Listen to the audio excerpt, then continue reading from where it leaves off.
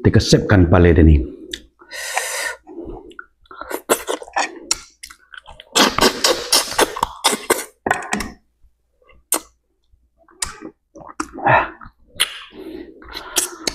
Hai, Mika nak tahu tak? Kalau Mika nak tahu, saya kasih tahu. Hari ni saya nak makan.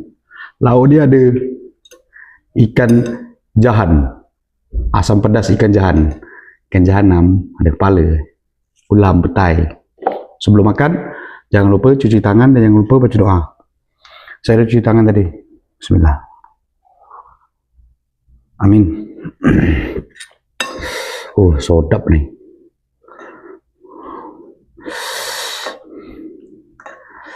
Okey, saudara. Suapan pertama untuk saudara semua. Panas. Nasi dia panas, saudara. Bismillah. Bismillah.